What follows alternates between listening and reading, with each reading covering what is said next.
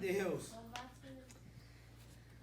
Eu gostaria de convidar você a abrir a sua Bíblia ou ligá-la no livro de Hebreus, capítulo 10, versículo 35 ao 39. Hebreus, capítulo 10, do versículo 35 ao 39. Gosto muito desse texto, já falei muito sobre ele, já citei muitas vezes esse texto, mas eu acredito que tem algumas lições em que Deus quer ministrar no nosso coração nessa noite, amém? Então diz assim o texto, versículo 35. Não abandoneis, portanto, a vossa confiança. Ela tem grande galardão. Com efeito, tendes necessidade de perseverança, para que, havendo feito a vontade de Deus, alcanceis a promessa. Porque ainda dentro de pouco tempo, aquele que vem virá e não tardará. Todavia o meu justo viverá pela fé. Se retroceder, nele não se compraz a minha alma. Nós, porém, não somos dos que retrocedem para a perdição. Somos, entretanto, da fé para a conservação da alma. Amém?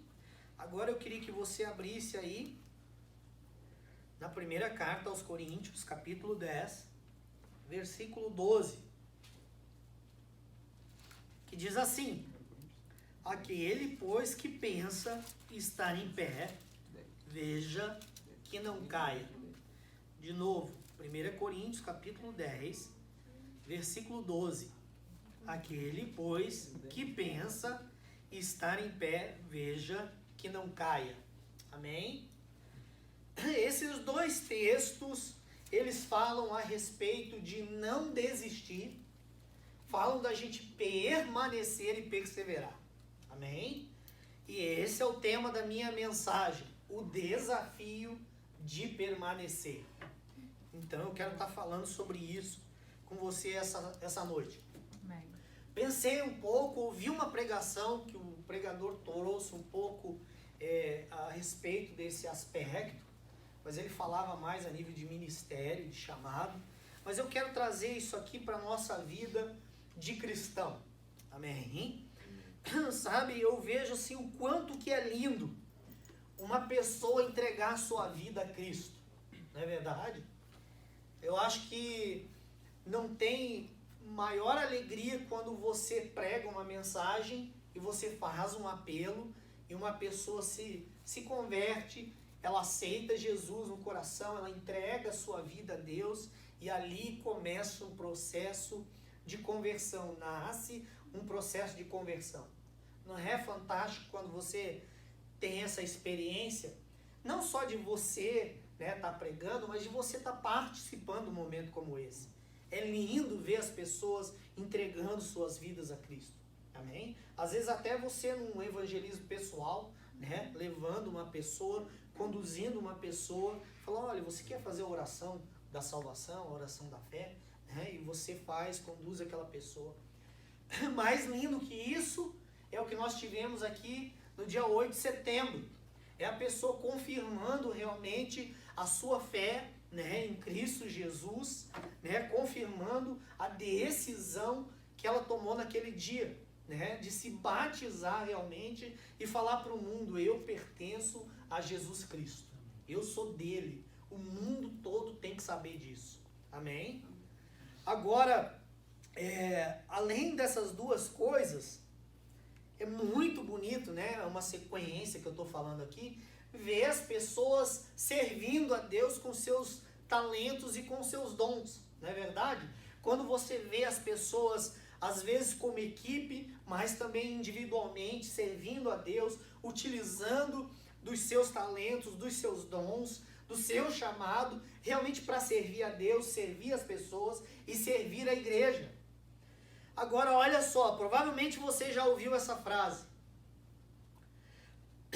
O importante não é como você começa, mas sim como você termina.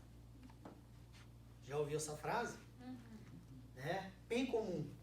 Talvez um dos maiores exemplos que nós temos na Bíblia seja a vida de Jó. Você vai ver logo no capítulo 1, né, quando Deus dá um testemunho a respeito da vida de Jó, dizendo, olha, ele é um homem íntegro, reto, temente a Deus e que se desvia do mal. E ali Jó não estava sabendo nada do que estava acontecendo no mundo espiritual, no desafio que o próprio diabo tinha feito com Deus. Ele é quem ele é, ele faz o que ele faz porque ele tem tudo, porque o Senhor abençoa e tal e tal. E ali Deus então permite, você já conhece a história, Deus permite que o diabo toque em tudo que ele tem, a começar dos seus filhos. O diabo vem com um terremoto, destruindo tudo, mata os filhos, mata todos os animais de Jó, acaba com a vida dele, literalmente. Depois ainda coloca uma doença, uma chaga, uma espécie de uma lepra. Esse cara sofreu o que sofreu. Mas aí você vai lá, dá um jump para o capítulo 42, onde fala que Deus mudou a sorte de Jó. E não é tremendo? Deus restaurou tudo na vida de Jó. É lógico que ficaram algumas sequelas, algumas cicatrizes, afinal, ninguém perde 10 filhos e depois ganha mais 10 filhos e fica tudo bem. É lógico que muita coisa ficou. Mas Deus retribuiu tudo de volta, restaurou tudo de volta. E há quem diz, é lógico, que Jó realmente teve 20 filhos. 10 que foram para o céu e 10 que viveram com ele aqui na terra novamente. E Deus então faz com que ele viva 140 anos a mais. Você já pensou? Porque alguns pensam assim, não, Deus restaurou tudo na vida de Jó e ele foi, acabou e morreu. Não. Ele usufruiu, ele curtiu a vida, ele aproveitou a vida novamente 140 anos. Amém? Agora, olha só, mais do que um momento lindo de se entregar a vida a Cristo, mais do que esse momento lindo de ser batizado, mais do que esse momento lindo de servir a Deus, queridos, é você fazer essas 3 coisas ao longo da sua vida toda, e ao longo da sua vida toda enfrentar crises, enfrentar lutas, enfrentar dificuldades, enfrentar toda espécie e tipo de problema e permanecer firme. Permanecer fiel a Deus, morrer na presença de Deus e ir para a glória na presença do Rei dos Reis e do Senhor dos Senhores. Abba, Pai. Amém. E esse que é o nosso maior desafio, queridos. Eu estava pensando hoje, eu aceitei a Jesus nos anos 90, não, eu posso dizer nos anos 88, a grande maioria aqui não era nem nascido.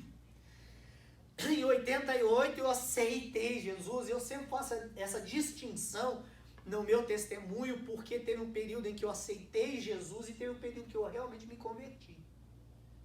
O período em que eu decidi, eu devia ter 13 anos de idade, mas depois durou muito pouco isso, foi mais assim uma marca de Deus, uma experiência profunda com Deus, mas eu tive praticamente 6 anos no mundo fora, vivendo, né, do jeito que eu vivi, mas com 19 anos realmente Deus me trouxe de uma maneira diferente, né, de uma forma profunda, e talvez por eu estar um pouco mais maduro, já mais consciente, eu então firmei, aliás, Deus firmou os meus passos, né, como diz lá no Salmo 40, né, que Deus firma os nossos pés sobre uma rocha, né, troca o nosso cântico dos nossos lábios, né, e graças a Deus e pela misericórdia e graça de Deus, então, eu estou desde o ano de 94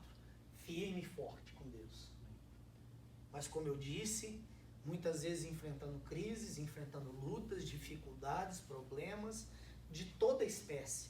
E eu queria falar um pouco sobre isso, porque esse processo, essa jornada não é nada fácil.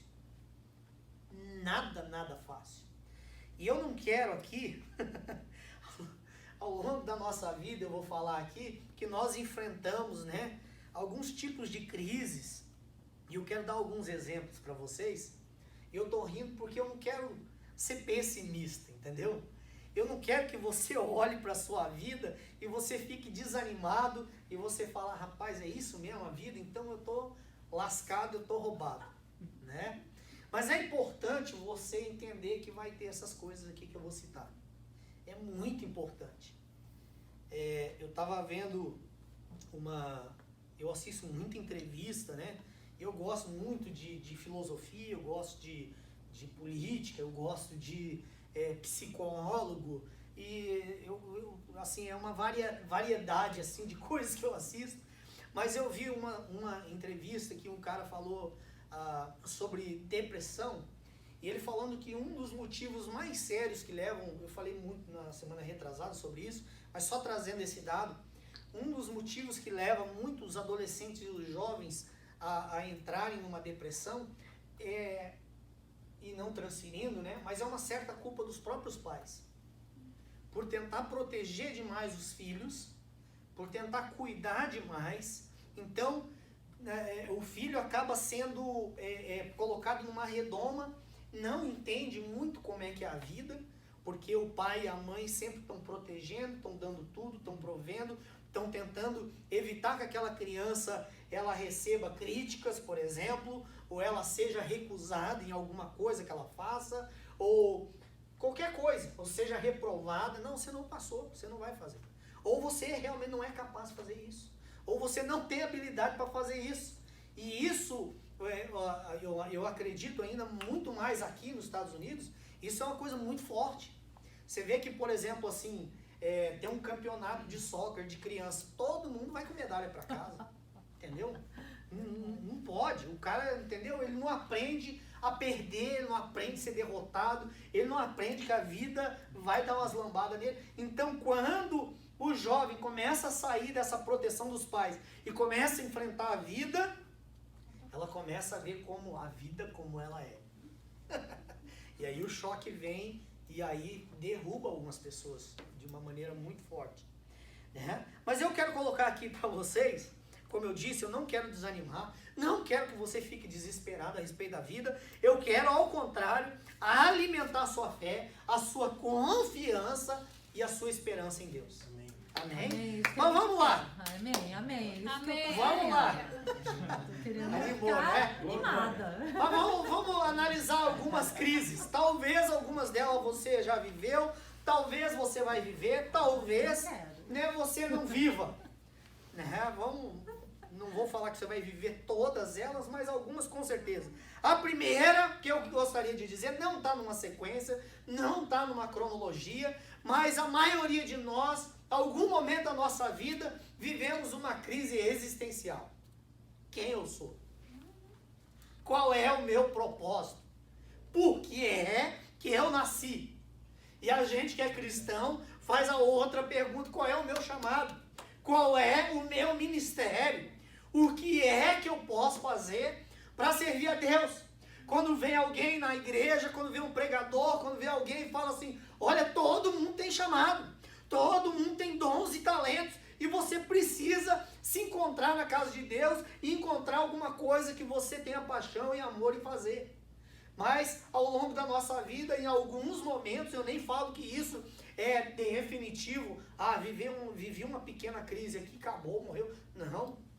Eu de vez em quando, mesmo velho, assim, com 44 anos, às vezes me dá umas crises em algumas situações. Será que eu estou fazendo a coisa certa? Será que eu estou fazendo exatamente o que Deus me chamou para fazer? Então, essa crise existencial, todos nós, ou a grande maioria, vai viver. Você quer ver outra que ninguém escapa? É crise emocional e sentimental. E vou citar aqui vários aqui, ó. Porque isso aqui é a lista, né? Vai embora. Mas olha só, traumas complexos, decepções, frustrações, querer ser algo. Né? A gente vê às vezes as pessoas: eu queria muito ser um jogador de basquete, um jogador de voleibol, um jogador de soccer, um jogador disso, daquilo. E aí vai enfrentar a vida, vai descobrir que não é fácil assim. Né? Ou às vezes quer ser um músico, ou às vezes quer ser um artista. tantas coisas que às vezes você quer e que você se frustra no meio do caminho e fala, não foi para mim, não é para mim. Né?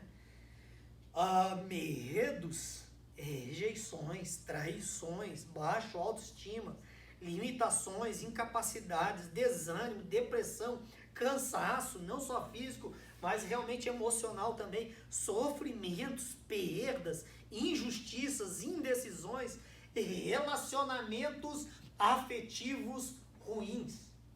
Não só amizades, como namoros. Né? As pessoas aí é comum, às vezes vai relaciona com alguém, quebra a cara de várias formas, de várias maneiras. Às vezes porque não seguiram o princípio de Deus, ou às vezes simplesmente porque não deu certo mesmo. Mas faz parte. E essa lista aqui, como eu disse, poderia ir embora aqui, porque tem muita coisa. Né? Mas é comum a gente viver esse tipo de crise. Outra coisa, os estudos. Crise nos estudos. Né? Quem nunca ficou assim do high school pro college? O que eu vou cursar, meu Jesus amado? O que eu vou fazer? E aí você faz lá o teste, como é que se chama? Teste de vocação, né? Vocacional, teste de aptidão, o que eu gosto, o que eu não gosto. Aquilo realmente dá um narrow para você, assim, né? Dá uma filtrada, dá uma peneirada, mas mesmo assim, não é done deal, não. Você vai chegar e vai falar assim, eu decidi vou ser isso. E às vezes, muitas das vezes, aliás, as pessoas começam a cursar um curso e vê assim, isso não tem nada a ver com o que eu queria fazer. Conheço várias pessoas que estudaram um ano e largaram completamente de curso, foram para uma outra área completamente diferente. Né? Então, nos estudos, aí outras coisas, dificuldade para manter os grades, né? As notas, esse aí é o outro desafio. Ou se não alguns, né? Porque aliás, é de praxe e é comum do ser humano começar a transferir. Mas é culpa do meu teacher, né? Meu professor, eu vou te falar. Esse cara não me ajuda de jeito nenhum. Ou é a culpa do coach, o coach faz isso ou não faz, ou deixa de fazer, ou o coach não me coloca para jogar, ou para isso, ou para aquilo. Você está entendendo? Então, crises que a pessoa começa a viver. Depois disso vem as crises profissionais. Às vezes você se formou e você vai começar a trabalhar numa área que não tinha nada a ver com o que você estudou. Acontece. Né? Ou se não, às vezes você vai trabalhar na área que você quer, mas aí você encontra um chefe que é o osso duro de roer. Às vezes você não recebe o salário que você gostaria, você não recebe a promoção que você gostaria e que acha que deveria receber, e por aí em diante, né? Ou às vezes você fala assim, eu vou abrir uma empresa, eu sou um cara empreendedor, eu vou meter a cara. Nessas minhas entrevistas eu aprendi que se você quer abrir uma empresa, tenha certeza que você trabalhou com isso pelo menos 10.000 horas. Tá bom? Uma notícia boa para você e faz todo sentido. Porque pelo menos quando você vai enfrentar a situação, você já enfrentou grandes e grandes situações variáveis aí nessa situação. Aí vem, olha só que crise assim, que dificilmente as pessoas passam. Crise financeira. Essa aí é tranquila, essa é piece of cake, a gente mata no peito. Falta de dinheiro, dificuldades, nunca suficiente.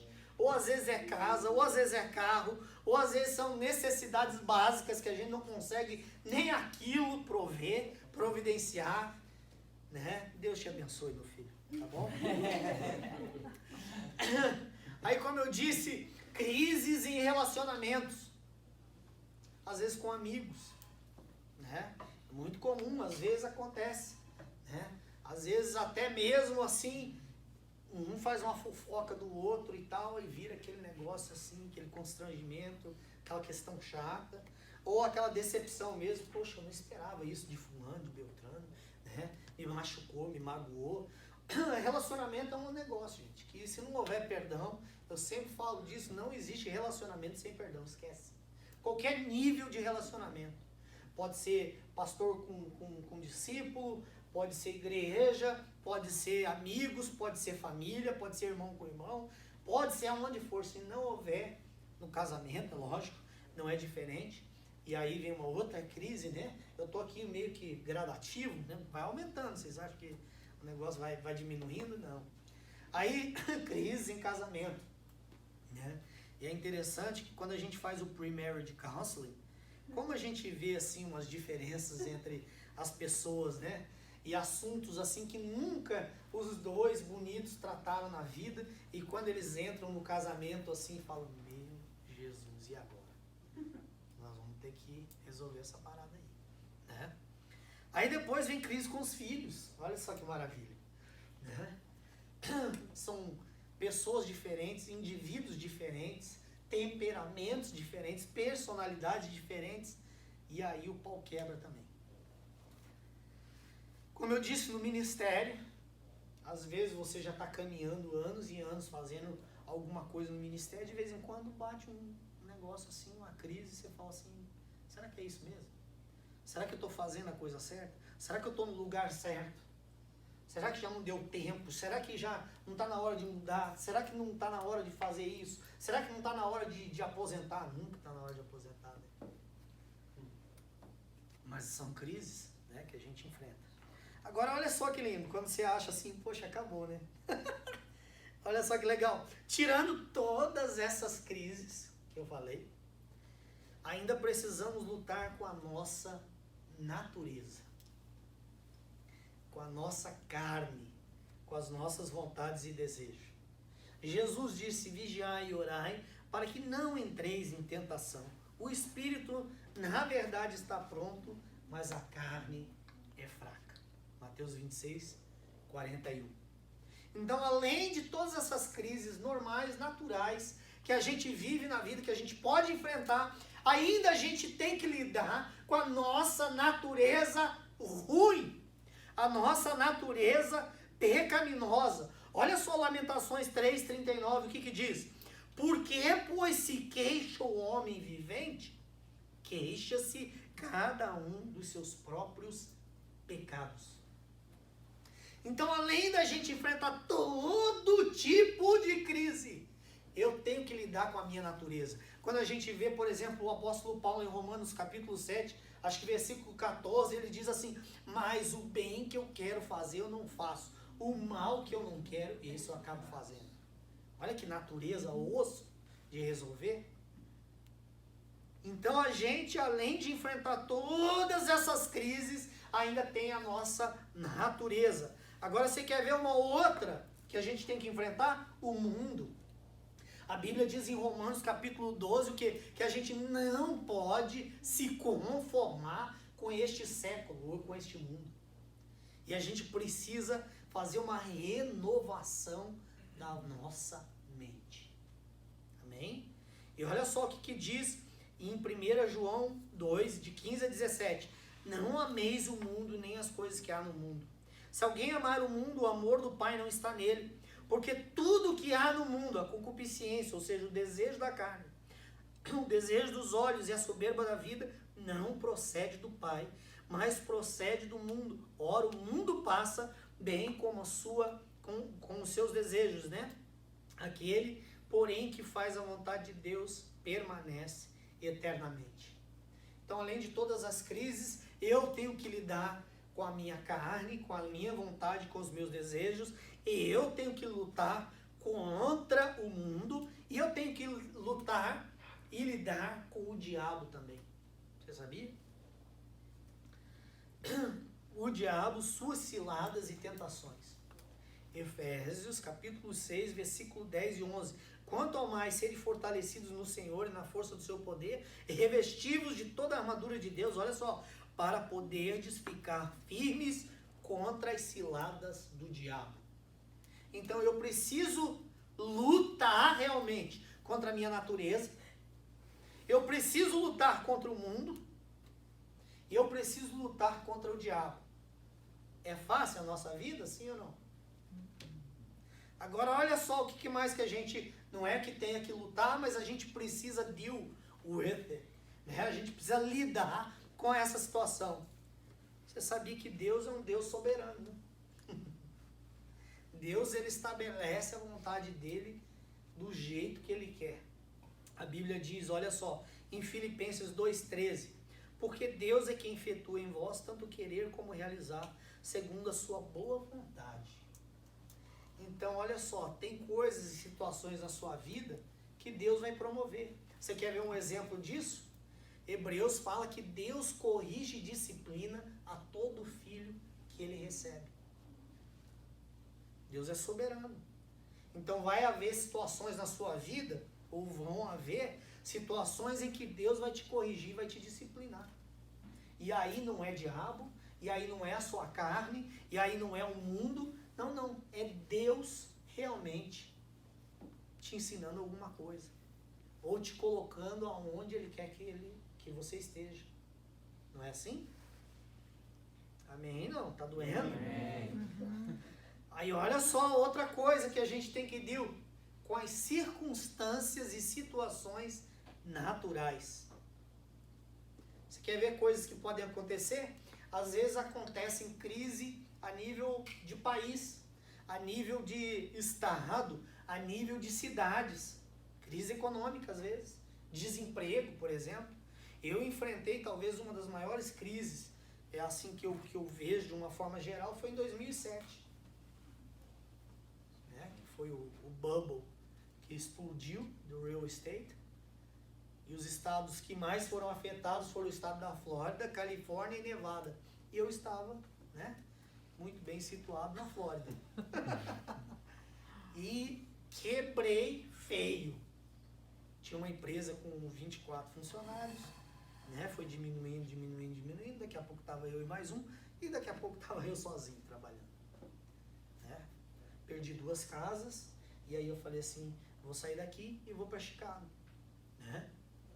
Crise que a gente não espera. Questões naturais, acidentes.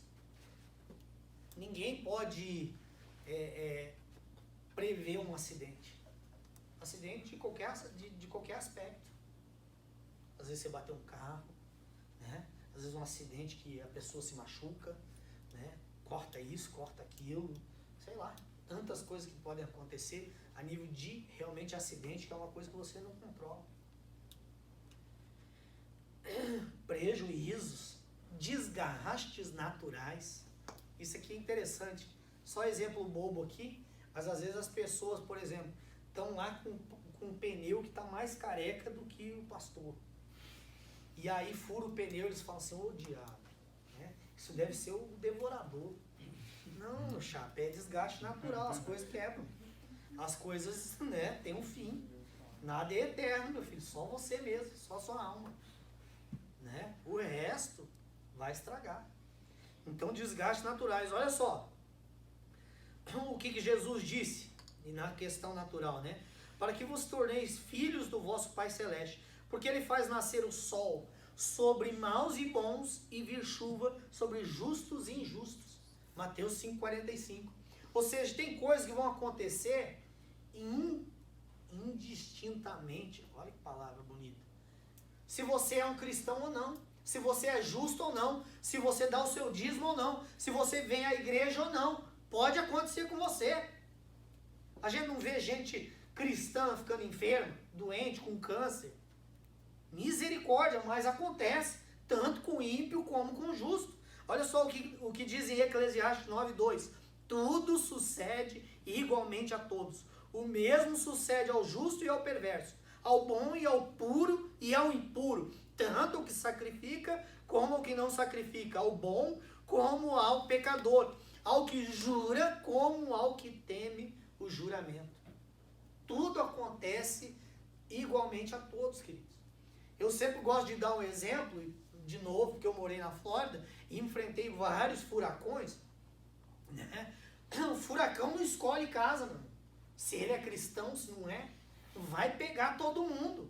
Você está entendendo? Vai alagar a área que tem cristão morando e vai alagar áreas que não. Você acha que o último furacão aí, Houston está debaixo d'água aqui, né?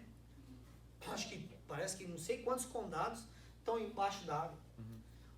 O outro lá que passou aonde? Na Bahamas, o Dorian, né? Destruiu com Bahamas.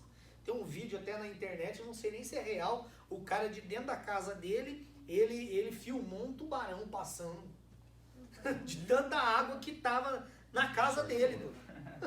Não sei se é montagem, depois você vai ver lá o bonequinho lá do Fantástico, lá, o negócio pra ver se ele descobre se é verdade ou não. Ninguém sabe o que é. Deixa pra lá. Você quer ver uma outra coisa que você tem que enfrentar também? E não adianta transferir suas decisões erradas e as consequências delas. Decisões erradas e consequências delas. Eu tenho algumas para contar, viu? Já apanhei muito com as minhas decisões. Hoje as pessoas me perguntam, não é sempre, mas as pessoas me perguntam, vamos fazer isso? Eu falo, vou pensar. Eu posso ter convicção e a certeza que nós vamos fazer, mas vou falar, vamos pensar. Porque de tanto que eu apanhei, porque a precipitação é uma outra coisa, você tem que cuidar, né? Então você tem que enfrentar tudo isso. Agora, o que é que o texto nos ensina? Se quiser abrir lá, novamente, Hebreus capítulo 10, do versículo 35 em diante, o texto, ele nos ensina alguns princípios e ensinamentos para que a gente possa permanecer. Amém? O texto é autoexplicativo. Ele começa dizendo, olha, não abandoneis, portanto, a vossa confiança. Ele está dizendo da nossa confiança em Deus. Ele está falando a respeito da nossa confiança, a respeito da crença que nós temos. Tá? Porque depois ele vai falar de fé, que é um pouquinho diferente. Mas a confiança naquilo que nós cremos. Amém? Por que que tem algumas pessoas que começam na fé e depois endoidece e fala assim, virei ateu.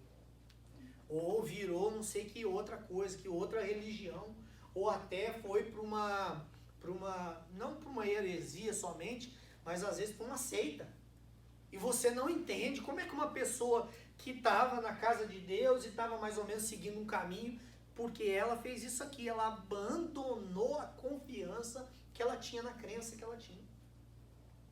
Então nós não podemos fazer isso. Ela tem grande galardão. Galardão você pode traduzir aí por presente, né? Talvez seja a tradução mais simplista que tem aí, né? Ou por um prêmio, galardão. A sua confiança tem prêmio no final disso. A tua confiança tem reward por trás disso. Amém? Amém. Pode ter certeza que Deus vai te recompensar se você viver uma vida fiel e obediente. Amém? Glória a Deus pelos dois amém. Amém, amém, amém. Com efeito, tendes necessidades de perseverança. E essa palavra aí, ela pode ser também traduzida por paciência. Entendeu? É necessário que a gente tenha perseverança. E a palavra que está na moda hoje é resiliência, né? Eu não vou desistir, não. Eu não vou baixar minha cabeça, não. Eu não vou desanimar, não. Eu vou continuar. Eu vou seguir em frente. Aconteça o que acontecer, a despeito de tudo que houver de negativo à minha volta, a despeito das circunstâncias ruins, eu vou permanecer firme com Deus. Eu vou permanecer firme com a minha confiança. Amém? E muitas vezes paciência, cara. Paciência mesmo. A paciência de esperar muitas coisas. A paciência de esperar uma promessa. A paciência de esperar, às vezes, uma profecia que se cumpra na sua vida. A paciência realmente de você aguardar por alguma coisa em que você tem orado anos e anos e anos. Amém? Amém. Romanos 5 fala sobre isso, né? Que a paciência, ela produz experiência, a experiência produz esperança, e o amor de Deus é derramado em nossos corações. Não traz confusão nenhuma. Amém? Uma coisa vai produzindo a outra. E Deus é que sabe, porque Ele é soberano. Ele sabe o momento e a hora certa de fazer determinadas coisas acontecer na sua vida. Agora, paciência, queridos, para saber que às vezes Deus vai dizer não. Eu gosto muito do exemplo do apóstolo Paulo, né? Quando ele vai orar a Deus e falando assim: Deus, por favor, me tire esse espinho da carne aqui, porque tá complicado. Mensageiro de Satanás foi colocado na minha vida para me esbofetear. E eu sempre cito isso quando eu menciono esse texto, que diz que na tradição judaica, um judeu ele nunca ora 3 vezes a respeito da mesma coisa, a não ser que a coisa seja muito complicada. E você vai ver que Paulo ele orou por 3 vezes a Deus. Deus, afasta de mim. Né? Jesus também fez essa oração. Afasta de mim esse cálice. Mas aí Deus responde para ele o quê? A minha graça te basta, Paulo. Olha, você estaria pronto para você acabar de fazer uma oração a Deus? Deus, me concede isso. Por favor, Senhor. Me dá isso. Faz isso para mim, em nome de Jesus. E ele olhar para você e falar: Bruna, a minha graça te basta. E ele fala mais: o meu poder se aperfeiçoa na sua fraqueza. Porque quando eu estou fraco, aí sim é que estou forte. Amém. É o osso, não é não? Enfrentar essa faz parte. Eu sempre falo que tem algo na minha vida que eu estou aguardando desde 2001, para ser mais preciso. Não vou falar 98, mas desde 2001. Não aconteceu ainda. É necessário perseverança e paciência. Mas vai acontecer, toma. Amém, amém. Eu recebo. Vamos animar. Olha só, outra coisa aqui, na continuação do texto. Para que, havendo feito a vontade de Deus, alcancem a promessa. Havendo o que, queridos? Fazendo a vontade de Deus. A gente não pode parar de fazer a vontade de Deus. A gente não pode desistir no meio do caminho. A gente não pode desanimar no meio do caminho. E isso é para mim, para você, é para todos. Amém? O segundo texto que eu li: aquele que julga estar de pé, cuide para que não caia. Por isso, queridos, aprenda, porque tem coisas que eu acho que você só vai realmente entendendo conforme você vai amadurecendo e ficando mais velho. Você vai vendo o quanto que nós somos completamente dependentes de Deus. Nunca na sua vida bata no seu peito e diga assim: eu tô firme porque eu sou fera, viu? Eu aguento tranco, viu? É porque eu sou esperto, eu desvio disso, eu já vejo uma tentação aqui, eu escapo, eu sou ninja. É graça de Deus, é misericórdia de Deus.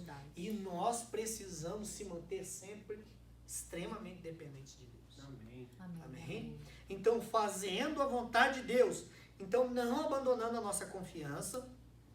Ter a necessidade de perseverança e paciência. Fazer a vontade de Deus. E aí ele diz: porque o meu justo viverá pela sua fé. Aí ele vem falar de fé. E ao longo da Bíblia, em vários textos, em vários livros, falam exatamente esse versículo. Aqui mesmo foi repetido o que está lá em Abacuque, capítulo 2, 3 e 4. Porque o meu justo viverá pela sua fé. A Bíblia diz logo aqui em Hebreus capítulo 11 que é o que? Impossível agradar a Deus sem que a gente tenha fé. Sem fé é impossível agradar a Deus. Às vezes as pessoas, como que eu posso agradar a Deus? Tá aí uma dica boa. Né? É expressar a sua fé em Deus. E a Bíblia diz também em Hebreus aqui, mas aqueles que se aproximam de Deus, é necessário que creia que Ele existe e que se torna galardoador ou presenteador daqueles que me buscam. Galardoador daqueles que eu busco. Amém?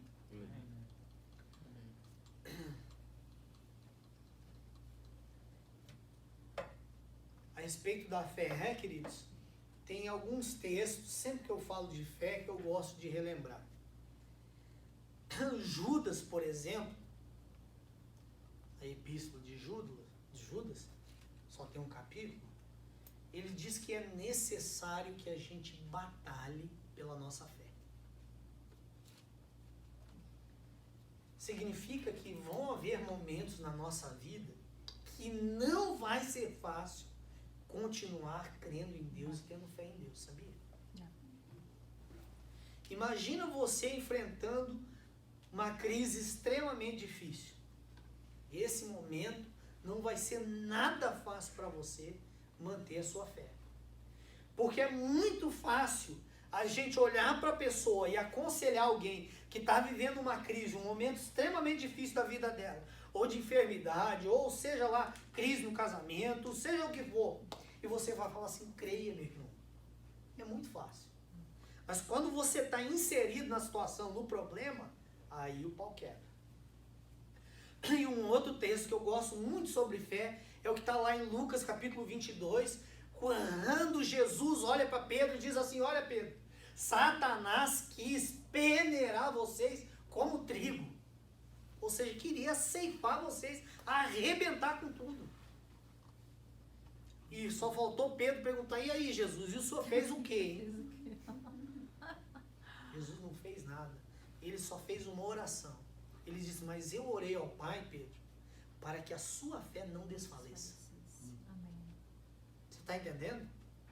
Que Jesus, ele podia ter repreendido o diabo? Lógico que sim. Ele podia ter dito, você não vai tocar em ninguém. Sai daqui. Em meu nome. Eu te repreendo. Né? Ele podia ter feito o que ele quisesse. Mas ele quis ensinar uma lição para Pedro e para os seus discípulos. Que é mais importante que a sua fé não desfaleça, não enfraqueça. Porque Jesus entendia e sabia que se a fé dele tivesse num nível saudável, ele poderia enfrentar qualquer situação, qualquer perrengue na vida dele. Amém? Amém. O outro ponto aqui, ele diz assim, todavia o meu justo viverá pela fé, se retroceder nele, não se compraz a minha alma.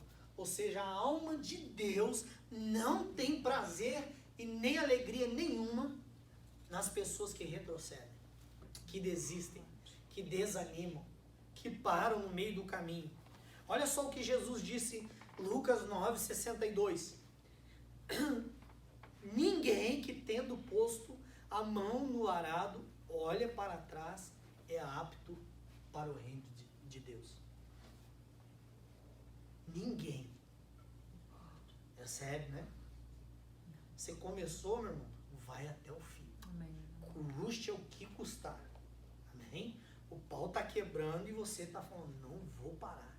Eu não vou desanimar, eu não vou sair daqui. Eu estou pregando para mim. Versículo 39. Nós, porém, não somos dos que retrocedem. Você pode repetir isso? Eu não sou daqueles que retrocedem. Repita isso. Eu não sou daqueles que retrocedem. Diga assim, eu sou daqueles que são da fé. Para a conservação da minha alma. Amém? E eu quero ler um versículo aqui para a gente encerrar. Não está nesse contexto aqui. Salmos 51:12. O salmista Davi, ele diz, Senhor, restitui-me a alegria da tua salvação e sustenta-me com o espírito voluntário. Amém? Eu queria que você se colocasse de pé. Nós vamos orar. E eu creio, queridos, que o Espírito Santo de Deus quis e quer ministrar no nosso coração é justamente esse desafio de permanecer. Eu citei aqui várias coisas aqui, vários tipos de crises, de lutas, de dificuldades que ao longo da nossa jornada, da nossa caminhada, não só na nossa vida natural, mas principalmente na nossa caminhada com Deus. Às vezes elas vêm para nos abalar, para mexer realmente com a nossa estrutura, algumas situações que vêm para tirar o chão debaixo de nós, em que a gente, com a nossa estrutura, às vezes a gente fica extremamente fragilizado. O conflito começa a entrar no nosso coração, a gente começa a questionar uma série de coisas. Será que eu estou no lugar certo? Será que eu estou fazendo a coisa certa? Será que eu estou indo bem? Será que eu não estou? O que eu preciso fazer? Feche os teus olhos, queridos. Eu tenho certeza que o Espírito Santo de Deus, ele já falou algumas coisas no seu coração. Mas eu queria pedir agora que você fechasse teus olhos, colocasse toda a tua atenção, todo o teu foco em Deus agora.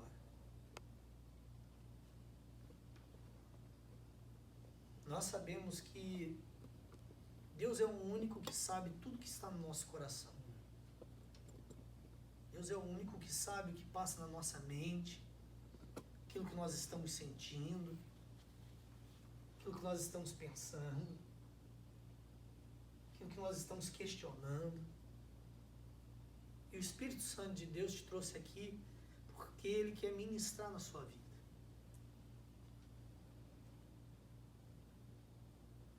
Isso vai ser passageiro. O mais importante é que você permaneça. Pai querido e Pai amado, Deus, nós colocamos as nossas vidas diante de Ti. Nós clamamos, Abba, Pai. Paizinho querido, Paizinho amado. Suplicamos a Ti, Espírito Santo de Deus, que intercede por nós, que nos convence do pecado, da justiça e do juízo. Senhor,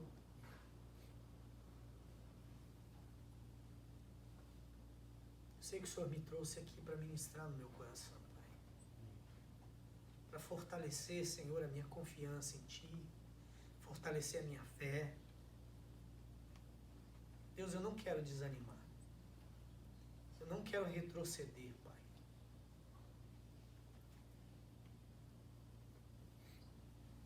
Eu não quero ser, Senhor, como esses que falam nesse texto, que retrocederam e que o Senhor não tem prazer neles.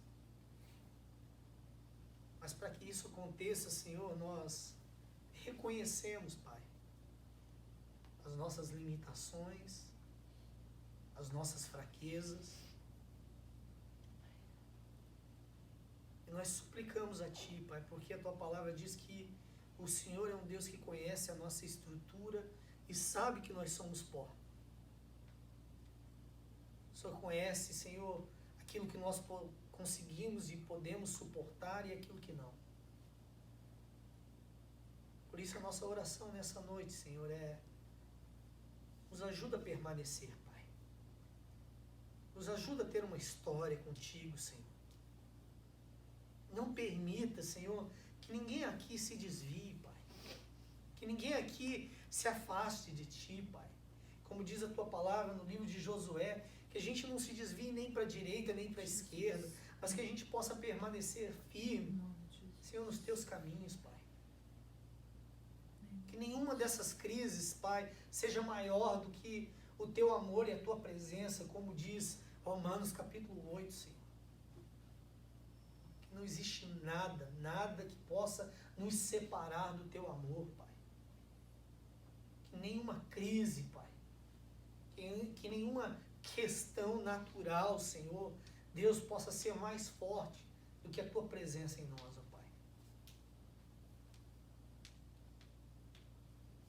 Nos perdoe, Senhor, porque às vezes, com essas crises, Senhor, falamos o que não devemos, pensamos o que não devemos, e às vezes até fazemos, Senhor, o que não devemos.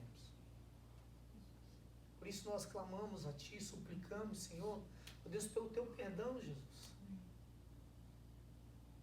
Que nos purifica, que nos limpa, que nos santifica. Vem, Senhor Jesus, com o poder do Teu sangue sobre nós, Pai.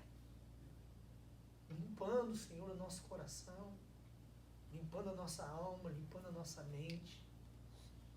A palavra diz que nós já fomos lavados pela Tua palavra, Pai. Nos ajuda, Senhor, a guardar a Tua palavra no nosso coração para não pecar contra Ti. Pedimos, Senhor, realmente que a nossa mente ela seja levada cativa a Ti, Jesus.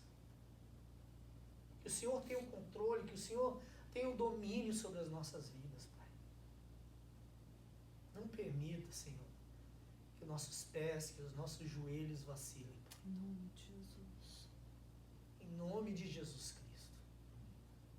Nos ajuda a permanecer, Pai. Meu Deus. Que a gente possa chegar no final da nossa vida, ó Deus, e fazer a mesma declaração que o apóstolo Paulo. Eu lutei e combati o bom combate. Guardei a fé, Pai. Amém. Em nome de Jesus.